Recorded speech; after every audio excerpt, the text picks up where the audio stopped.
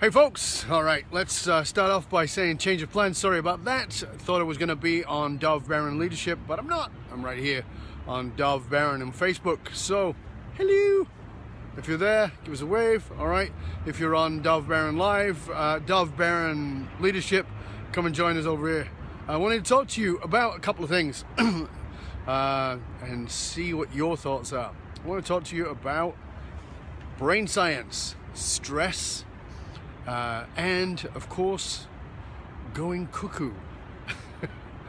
This morning I was about to leave the house to go to work and go in and kiss my wife goodbye and say, hey baby, have a good day, etc., etc. And she looks at me and she says, good day Zachary, by the way. She looks at me and she says, what's going on with your hair? You look like a crazy person. And I said, yeah, it looks kind of cuckoo, doesn't it? I like it. And she's like, why is it like that? Well, I need a haircut desperately. It won't lie flat. As many of you know, I got really thick curly hair. So as soon as it starts getting longer, it starts getting a bit mental. So there it is. It's all crazy. And I started thinking about that term, cuckoo. Have you ever been accused of going cuckoo, or she's gone cuckoo, or he's gone cuckoo? You maybe even have said somebody went cuckoo. What does that mean? Now, we think what it means is that you went crazy. But I want you to think about it a bit differently. I want to give you a little bit of an insight into this one so you can really sort of maybe get a different view. What is a cuckoo? Do you know what a cuckoo bird is? Most people don't know what a cuckoo bird is. A cuckoo is a bird that places its baby's eggs, the chick eggs, in another bird's nest. So like a larch or a robin or whatever it might be, the cuckoo puts its birds in their nest. So the bird actually takes care of not its own chicks. In fact, its own chicks will starve to death while it takes care of the cuckoo, because the cuckoo is a bigger bird and it takes more food. That's not my point. My point is this. The bird that's supposed to be in there isn't in there. Instead, the cuckoo is in there. We say people have gone cuckoo because they don't look like they're supposed to look.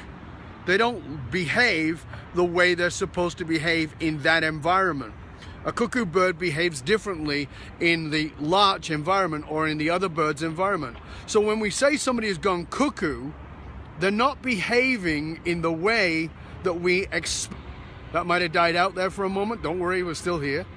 So that cuckoo bird is not behaving in the way that we think it's supposed to behave. So when we say somebody's gone cuckoo, they're not actually behaving the way that we think they should behave. Now, let's examine that for a minute. How the hell are you supposed to behave? I'm not sure how I'm supposed to behave. I certainly know that I live in a society that tells me how to behave, that there is certain social conditioning on how I'm supposed to behave as a successful businessman, as an entrepreneur, as a leader, as a thought leader, as a speaker, as an author, as a whatever the heck it is that you're supposed to do. We're all told how we're supposed to behave, and if we don't behave that way, well, we're kind of behaving in a way that's a bit cuckoo. We're behaving as if we're not part of the nest. We're behaving differently. So we look a little crazy. Point, right? Now think about that. So what is it that drives you cuckoo? There's the term. What is it that has you behaving in a way that doesn't befit the nest, or that doesn't befit the environment that you're in?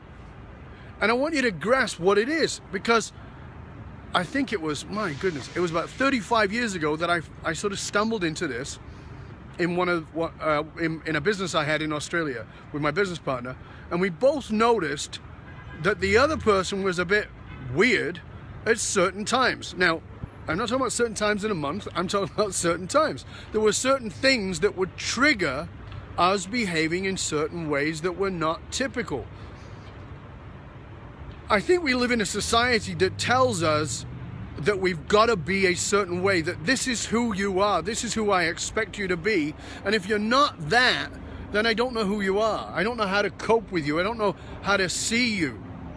So we do our best to constrict and confine ourselves to only behaving in a certain way, and we'll even apologize, and we'll say stuff like, well, I know I'm not being myself. Well, what the fuck is yourself? I'll tell you what your self is. Your self is whatever you're being at that moment. Because here's the deal. We are multifaceted beings. We're not a single facet being. There's so much to us. There's so complex, such complexity to us. But the key that I want to point out here for you to grasp is this. I want you to think of yourself as a vessel that can hold a certain amount of stress. I'm going to say that that is 100 units of stress. Okay? I'll give you a way of understanding this. I'm married. Some of you know that. There are days when my wife can say something to me, or I could say something to her, and we'll laugh. It's funny. Ha ha ha. You know, whatever it was. My wife can say that same thing to me a day later, or I'll say the same thing to her a day later, and one of us is pissed off, or one of us is upset, one of us is hurt. Now, if we said the same thing the day before and it was funny, why is it not funny today? Now, many of you are going, oh my God, I can definitely know this one. You've lived that relationship. What the hell happened? You on Jekyll juice? What are you taking here? How come it pissed you off today, but it didn't piss you off yesterday? How come it was funny yesterday? I said the same thing yesterday. What's wrong with me? Like, what is it? Think about that bucket of stress. On the day it was delivered and it was funny, how much stress was in the bucket? If it holds 100 units, maybe on that day, the joke, the statement, the thing you said was like dropping a cannonball into the bucket. It only had 5 units of stress in it. Nothing splashes over the side. No big deal. But if on the next day, you know, somebody bumped into your car, somebody cut you off in traffic, the boss spoke to you poorly, you started feeling shitty about yourself, your mother wrote to you and said some terrible things, your mother didn't write to you and you were expecting her to write to you, your dad said this to you, your dad didn't say that to you, your workmate was this way with you, that way, and now instead of it being at 20 or 2 units of stress in the bucket, now there's 80 units of stress in the bucket, and now your partner says this thing that was funny yesterday, guess what? It ain't so funny today. Now it's gonna really piss you off. So who are you is completely determined by your levels of stress. So we have got to have mechanisms, we've got to have processes, we've got to have ways of, first of all, recognizing our stress, because most of us are just ignorant that we're all stressed out. We don't even notice it. Somebody says you're stressed out, we go, no, I'm not stressed. Veins popping, eyeballs, you know, the whole thing.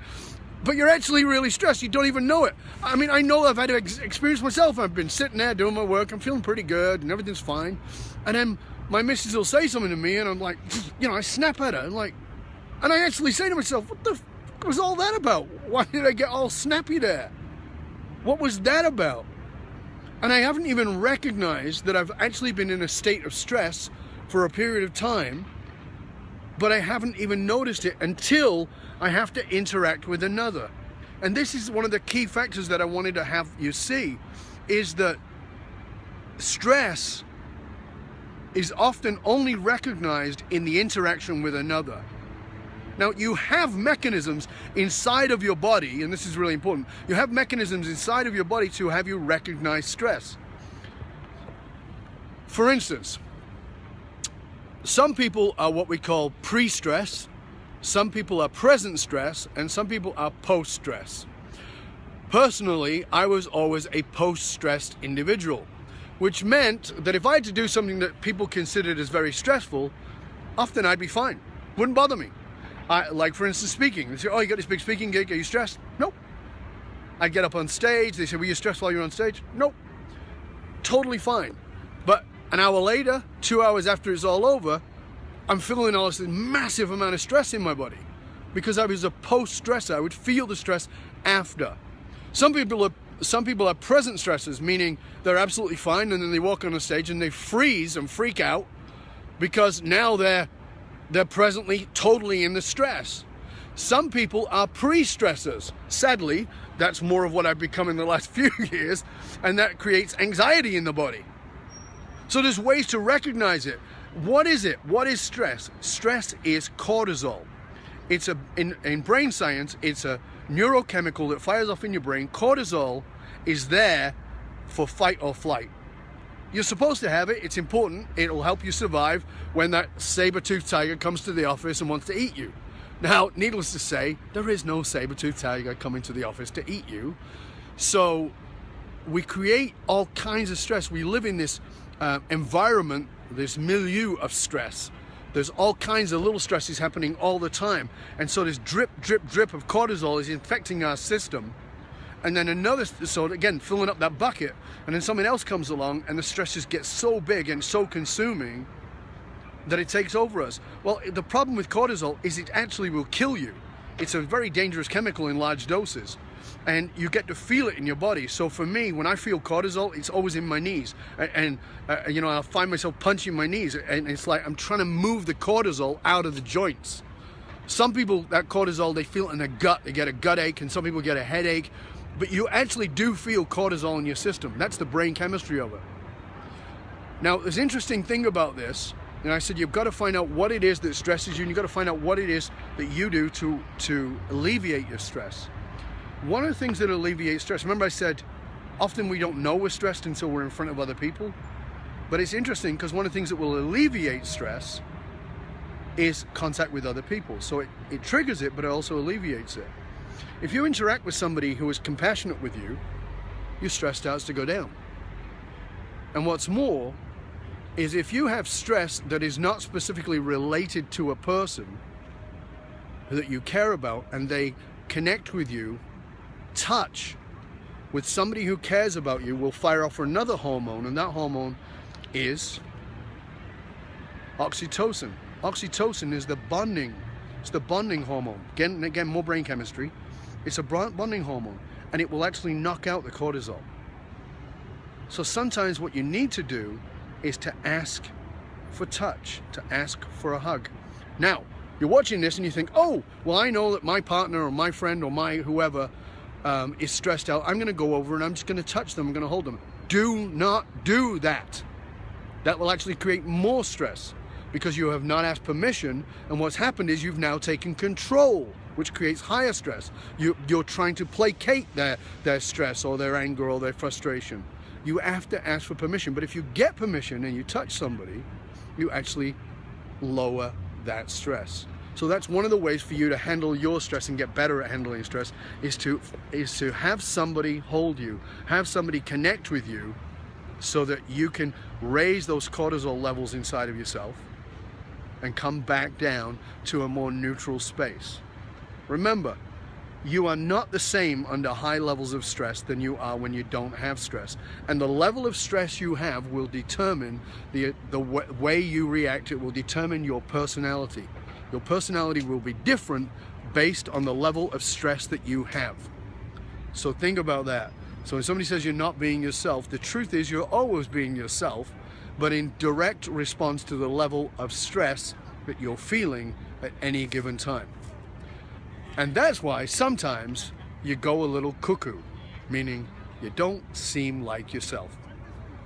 Hope this has been valuable to you, and I want to know about your stress, how you handle stress. So write to me, tell me, put it in here, add your comments. Are you cuckoo? Do you sometimes go a little crazy? And if you do, how do you handle stress? What do you do about it? And remember that you're always being you, you're just in reaction to stress. So what is your best operating place? What is the place that can bring you back to a more neutral space? Find out and create rituals, strategies to help you with stress. For you, is it going for a walk? Is it meditating? Is it writing? Is it journaling? Is it talking? Is it getting a hug? What are the things that you do to help you get rid of stress? For me, writing. Writing helps me get rid of my stress, particularly handwriting in a journal. Allows the left hemisphere and the right hemisphere to connect. That allows me to lower my stress.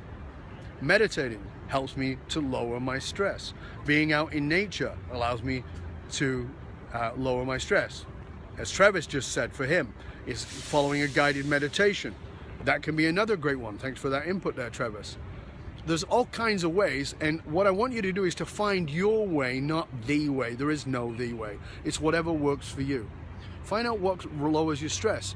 Working out, for me, bodybuilding has always been a really great way to alleviate my stress. If I'm really stressed out, I don't feel like going to the gym, but I know when I get there, I'm always going to feel better afterwards, because it actually alleviates my stress, because it releases a completely different set of brain chemistry. So find out what works for you. And here's what I'm going to challenge you to do. I'm going to challenge you to write it out and create a ritual, create a strategy, so that you can have that on a daily basis and go, okay, you know what? Here's how I'm going to manage my stress. I'm going to manage my stress before I get stressed.